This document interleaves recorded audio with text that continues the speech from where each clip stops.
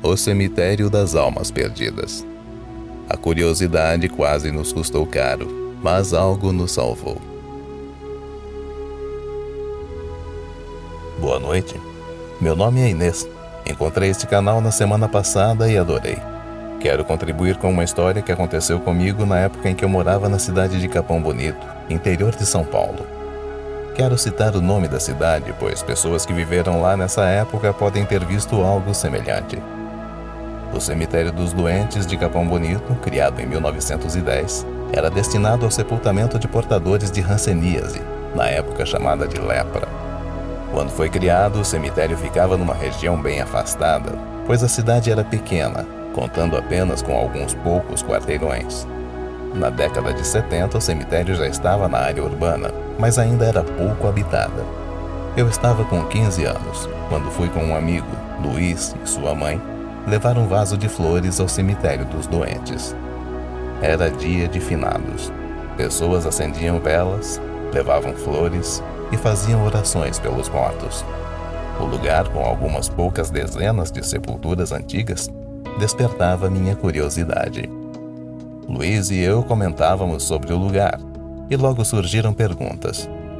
Como seria o local à noite? Seria assombrado? Você teria coragem? Naquela noite haveria missa na igreja matriz e iríamos com nossos pais. Então traçamos o nosso plano. Na hora da missa, sairíamos da igreja e iríamos ao cemitério sem ninguém notar. À noite em casa, tudo pronto. Antes de sairmos, disse a minha mãe que levaria para dividir com meu amigo uma garrafa de grapete, um refrigerante de uva difícil de encontrar em cidades pequenas naquela época. Chegando à igreja, fui direto para a sacristia, onde havia combinado de encontrar Luiz. Na verdade, eu procurava algo para nos proteger dos possíveis perigos. Um pouco de água benta, talvez. Mas encontrei algo melhor. Luiz chegou, nossos pais se encontraram e nós saímos pela porta lateral, dando início ao nosso plano.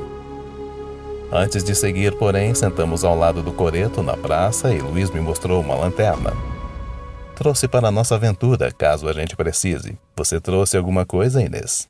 Entreguei a garrafa para Luiz, que exclamou: Uau, grapete! Não é grapete. Beba e veja se gosta. A pequena garrafa estava cheia de vinho. Este é o vinho que salva e dá coragem. Emprestei um pouco do padre agora, antes da missa, comentei rindo. Luiz balançou a cabeça incrédulo.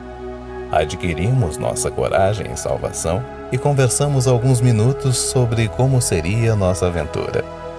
Então Luiz guardou a garrafa e descemos a Rua General Carneiro até o final. O Cemitério dos Doentes ainda existe e não fica muito distante da Praça Central.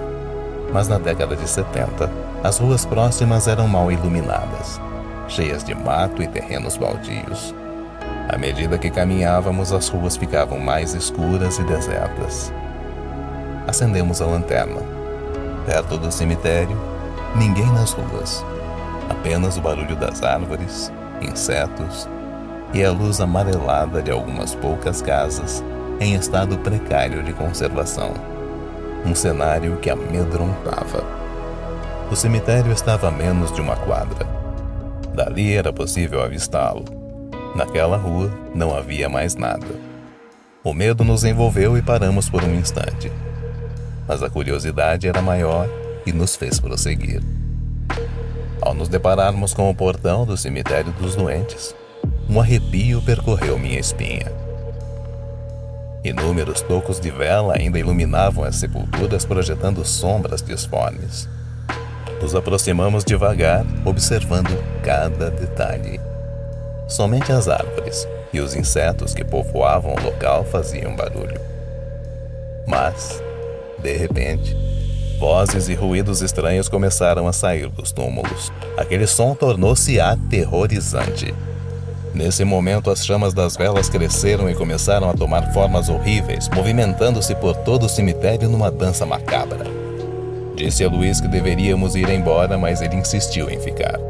Lembramos da frase dita pelo padre: o vinho que nos salva e dá coragem. Então continuamos assistindo aquele espetáculo horripilante. E nesse momento, a garrafa que Luiz guardava partiu-se no chão.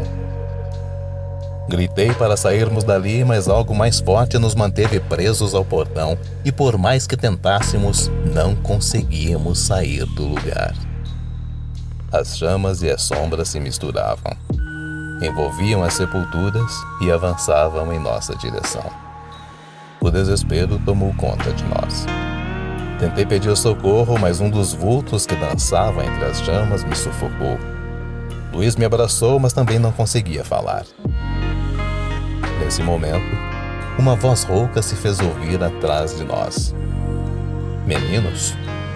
Pensei em tudo que tinha feito de errado nos meus 15 anos de vida e olhei para trás. Da escuridão surge uma sombra ao nosso lado.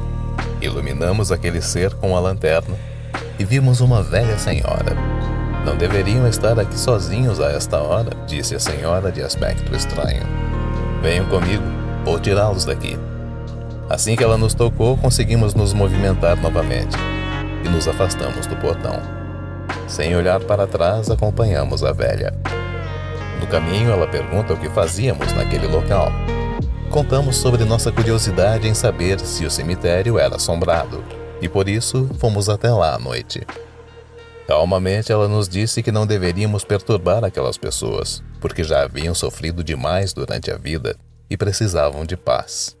Contou que os portadores de hanseníase, chamados de leprosos, eram retirados do convívio de seus familiares e levados a leprosários. Era assim no mundo todo. Repelidos por parte da população, os doentes se refugiavam na região próxima ao cemitério, considerada o reduto dos leprosos. Chegamos à praça.